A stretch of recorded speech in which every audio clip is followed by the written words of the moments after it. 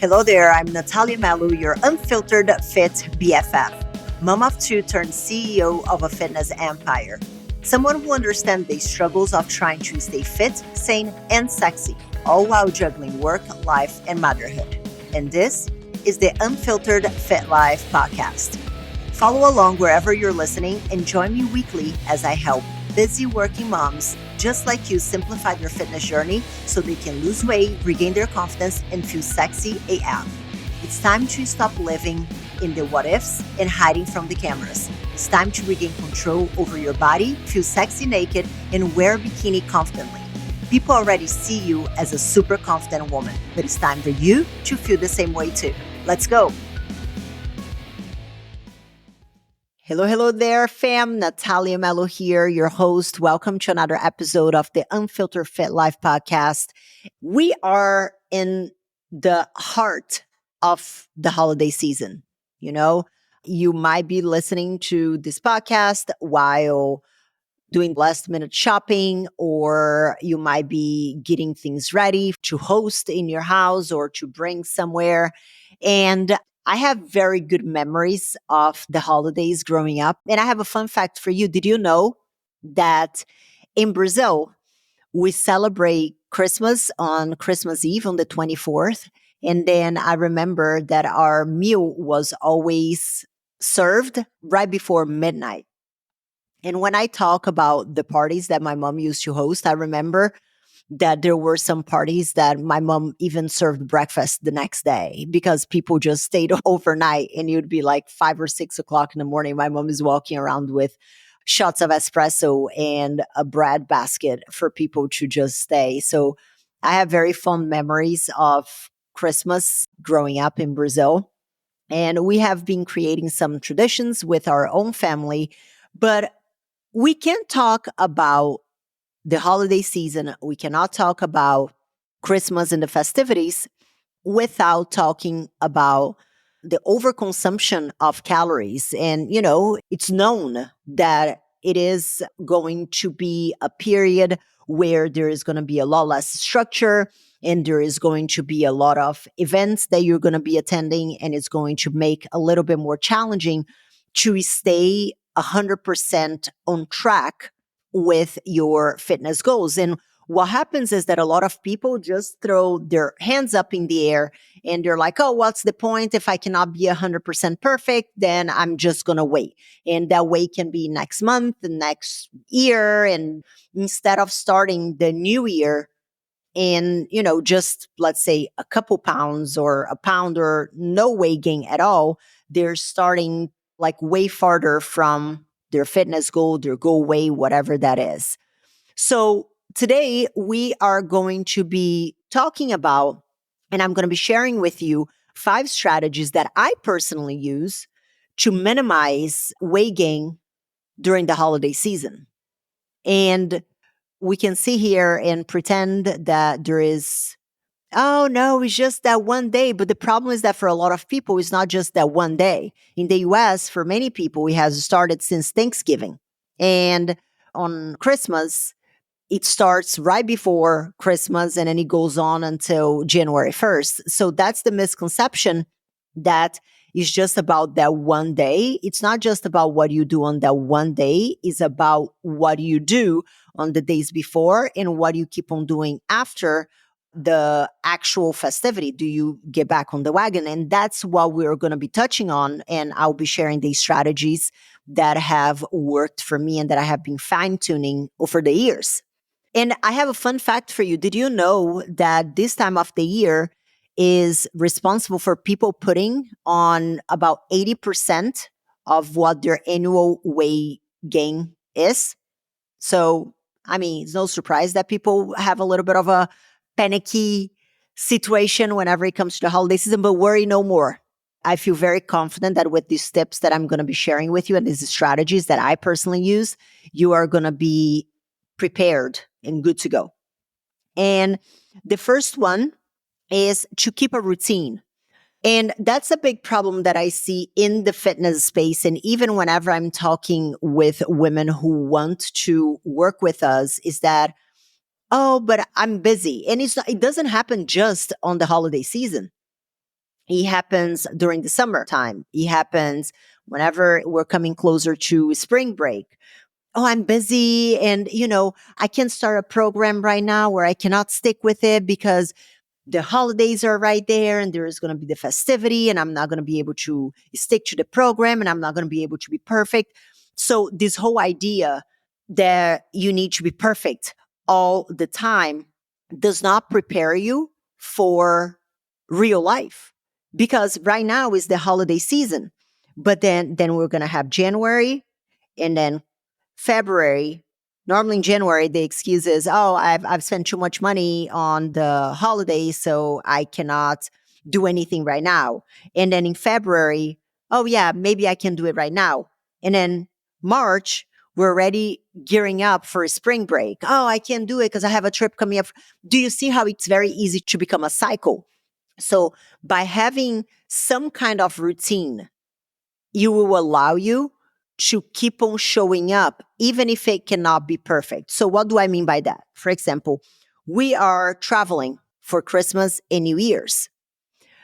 I like to stay with my routine. So, I will likely keep on exercising. I'll keep on training, maybe not consistently 5 days a week, but let's say 3 or 4 times a week. I will find a gym, because I like to have that routine. I like to know that I'm going to stay consistent with something that keeps me grounded on what my life actually is. So I don't feel the need to go off the rails with the food. And it doesn't have to be perfect. And that's where I find that a lot of people miss the boat. It's kind of like, oh, I'm on vacation. I cannot dedicate as much time to my training, or the hotel gym is not perfect. So what's the point of me even showing up? That's okay. Like when I travel, my training routines are mediocre. Sometimes they can be good, but most of the time they're mediocre. I might train for half of the time that I normally would train if I were back home. But it's more about keeping the routine and doing what you can with the time that you have, and having that mental flexibility to be like, okay, if I cannot train for, I don't know, 45 minutes, but I have 25 minutes, I'm going to show up for the 25 minutes because it's still better than nothing. That way you are going to be able to keep the momentum. Even whenever we're talking about, the holiday parties and the events in the kids' school, there's always going to be something, and you might not be able to show up 100% every single time, but it's sticking to a routine and setting time aside on your calendar and objectively looking at your calendar and seeing whenever it is that you can stay consistent with your training and with your nutrition. That is going to be a big game changer. So by the time the new year comes, you're not going to feel like you're literally starting from nothing. Because I feel like that's what makes people so discouraged about progress and about how much they have to go, is because they completely stop. It's hard to pick it up because depending on your fitness level throughout your life, you might be in a place that you've never been before, and things just keep on getting worse and worse and worse. And by keeping a routine, you don't allow that momentum to ever stop. Even if you're moving slowly, you're still moving. So my first strategy is keep a routine. And with a little caveat here, understanding that this routine is not going to be perfect. There is going to have to be some social agility there, but keep on doing what you can with the time that you have instead of completely giving up. Strategy number 2, don't go to parties starving. Like, don't arrive at a party that you know that is going to have a whole bunch of snacks that are going to be incredibly heavy in calorie dense, and that is going to have a whole bunch of booze, because you're not going to be able to make choices thinking it through. Have you ever looked at an apple whenever you're starving and you're like, that's exactly what I needed? No. And if you are going to be drinking, chances are that you're going to get shit faced a lot quicker. I've never seen a drunk person looking for kale as a snack. So making sure that you don't go to parties hungry. If you are following some kind of meal plan, try to have your meal or have some kind of snack before you head to the party. And even a step farther of what I also do is if it is a party in a restaurant or something that I will have access to the menu in advance, I'll kind of plan my day around it and the caloric consumption that I estimate that meal is going to have. That way, I am not going completely off the rails whenever it comes to my caloric consumption.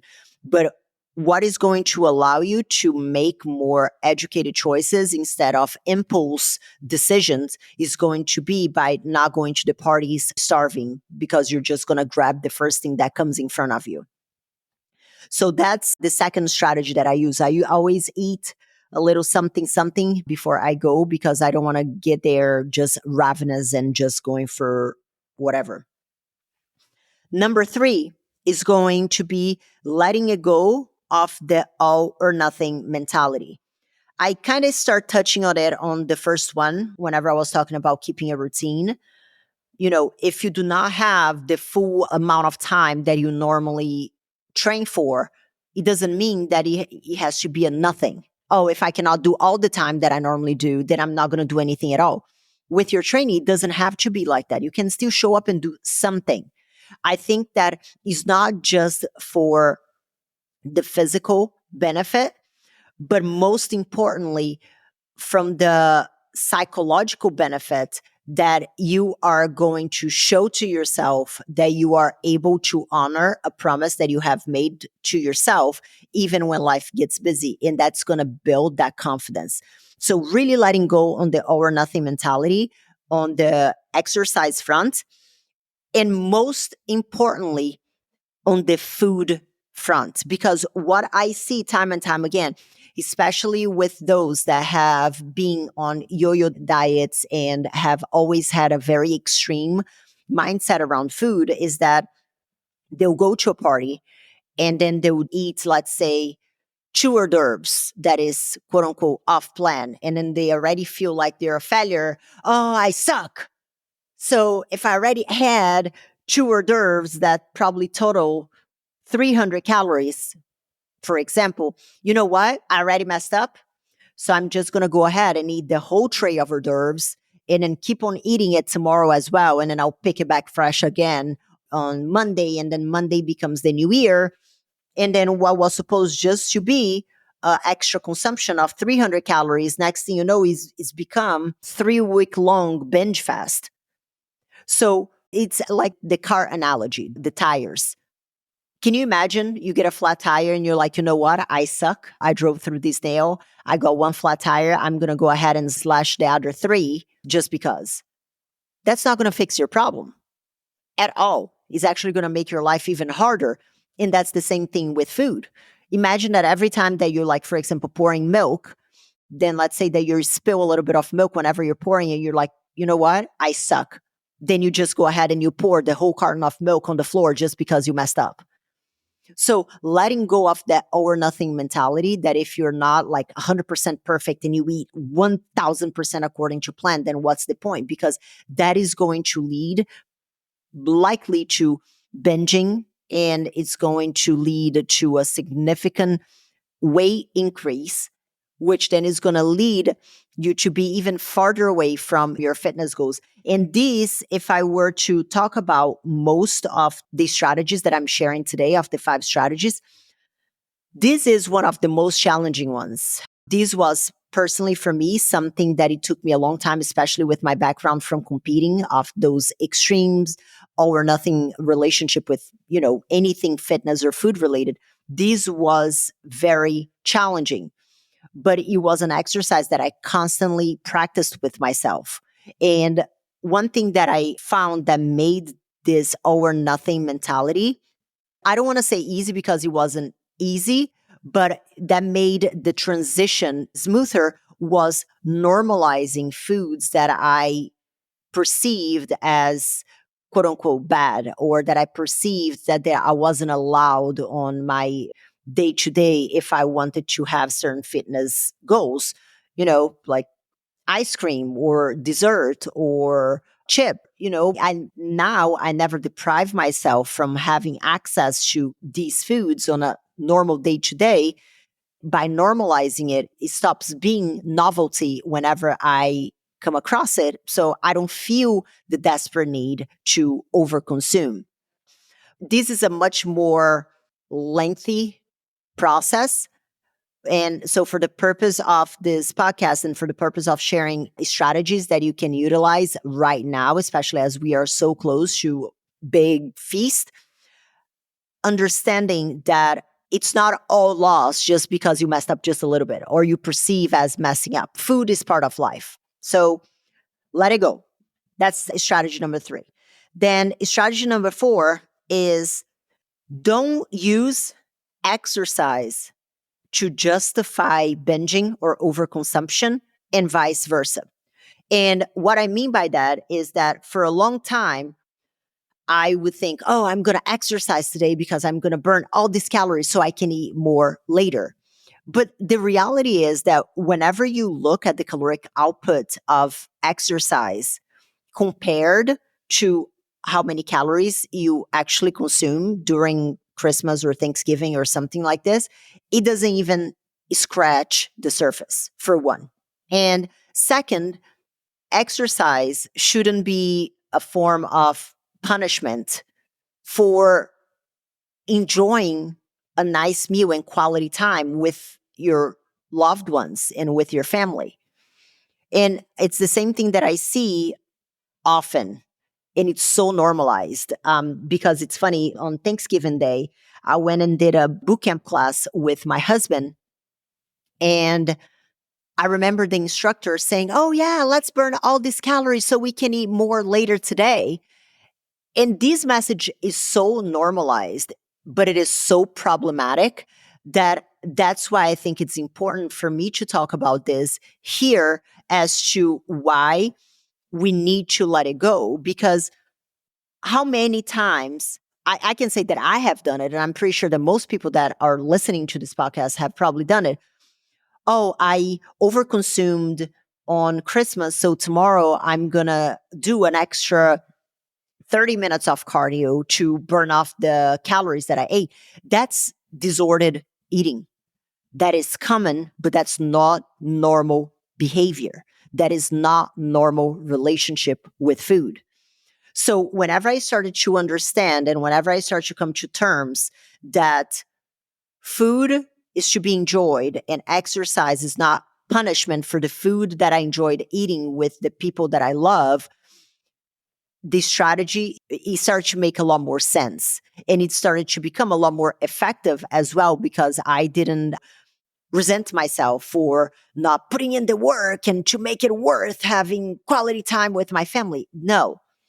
And what do you do after you have a nice meal with your family? You pick it back fresh again next day. No need to do extra anything because then it just becomes a cycle, especially as your life starts to become busier and you have more demands relying on that additional exercise.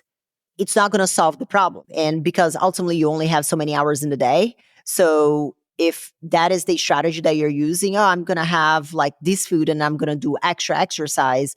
Well, how much time are you going to have to spend exercising to burn off all the things that you're going off the rails? And you think that doing extra cardio is going to cancel it out. Does that make sense? So don't use exercise to justify binging or vice versa. Food with your family is an experience and exercise is not punishment. And my strategy is to just pick it back fresh again. Next day, drink some extra water to flush it out and carry on with your day. Get back to eating according to your goals because chances are that just that one meal is not really going to make that much of a big difference if you have been consistent for the other, 362 because there's also Thanksgiving. Last but not least is pay close attention to where your calories are coming from. And that's something that I see often with, drinks. What is it? The Starbucks one that mint mocha, whatever, with whipped cream on top. And then there is the eggnog. It's great, tastes amazing. But if you look, he has a lot of calories. And I'm not saying that you are not to have that, but to understand that it is very calorie dense. And those calories from liquid beverages need to be taken into account as well. So, really, just being mindful and paying close attention to where your calories are coming from, liquid calories or the little snacks that you are just walking around and grabbing here and there, because they add up. And again, I am not saying that you are not to have it, but we can only fix or improve when we realize and we become aware of some kind of behavior that we have. So, for example, if you are somebody who is always, the BLTs that we call in the Powerhouse Academy, the bite, lick, and taste, if you're always BLTing everywhere, those calories add up. If you're always having a sip, even, oh, it's an eggnog, it's just a sip. Well, it's just a sip. But if you have a sip here, a sip there, a sip here, and a sip there, by the end of the day, you might have an extra 500 or 600 calories that's not being accounted for. So it's just be mindful and be aware of what you're doing so you can pay attention and understand how your body is responding to things. Because I find that many people live in an unwanted denial because they don't understand that everything that they eat, except like water and diet sodas and things like that, it's likely to have calories. Even some of the things they're labeled as 0 calories still have calories, like sugar-free gum and stuff like that. So, just paying close attention, being mindful. I am not saying that it's not for you to have a sip of this, a sip of that, a snack of this, a snack of that, but be mindful of it so that you can be mindful whenever the actual meal comes, because the meal is also going to have calories. So it's more about education. And one thing that it can be helpful is to roughly track, use an app like MyFitnessPal to track, because it gives you a very good visual of what you think that you're consuming to what you're actually consuming. Data is king. Change doesn't happen from just feelings alone. I cannot begin to tell you how many people are like, oh, I'm just eating 1,200 calories. And then whenever we put in paper, the person is consuming like 2,300 calories that they had no idea where it was even kind of coming from until they sat down and started like putting everything pen to paper. So really paying close attention, understanding, being aware of those additional calories is going to be incredibly helpful and a very good strategy for you to minimize the weight gain during the holiday season. So now just to do a quick recap of the 5 strategies that I use. I keep a routine. I don't go to parties hungry. I have let go of that all or nothing mentality that is like, oh, if I already messed up here, what I perceive as messed up, I had something that was off plan, then I'm just going to go ahead and keep on eating for the next 2.5 weeks because what's the point? No, let go of that all or nothing mentality. The next meal is a new opportunity to get things back on track. Next day is a good opportunity to get things back on track. So don't beat yourself up. Number 4 is don't use exercise to justify binging and vice versa. Exercising in order to be able to eat a bit more or burning off the turkey the next day. Like that's disordered relationship with food. It's very common, but just because it's common and has been banalized, it doesn't mean that it's a normal behavior. And last but not least is to really be mindful and pay close attention to where the calories that you're consuming are coming from, the BLTs, the little taste, the sip of high calorie drinks, your latte, your eggnog, your whipped cream on top, the hot chocolate, all of this, great, tasty, fine, you can have it. However, understanding that they are going to come very calorically dense. So these are my 5 tips. If you have any tip that you would like to share with me, please do. I love learning from you as well. You can find me on socials at Nathalia Melo Fit. You can find the link down in the description below. And if you would be so kind to also leave a review, that would be an amazing Christmas gift for me. If you could leave a review for this podcast, if you're enjoying the content, if you're thinking the content that I'm putting out is being helpful to you, the way for you to give me a Christmas gift and pay me back is by sharing this episode or and leaving a review and letting everybody know that the podcast is amazing. That way, whenever people are scrolling, they're going to see your review and they're going to be like, oh my God, it's amazing. I want to listen to it too. Okay. So I hope you have an amazing time celebrating this time of the year with your family, loved ones, and really enjoying the moment. Let go of crazy expectations and set boundaries that you feel are healthy for yourself. You do not have to be everything for everyone. You do not have to show up for everyone if it is coming at the cost of your sanity. Okay. So enjoy, have an amazing time. I am going to be jetting off and living my best life in France. And I'm very excited for that. And so are the kids. They've been asking every single day. So I will speak to you guys on next week and I'll see you soon. Have fun. Bye. Thank you so much for tuning in this week. But let me ask you, what was your aha moment in today's episode? I would love to know. You can leave me a comment or voice message at the link in the show description. You can also follow me on Instagram and let me know what topics you want to hear more about or who I should have on the show. As for today, this is it for today, guys. I'll see you back next week for another episode of the Unfiltered Fit Life podcast.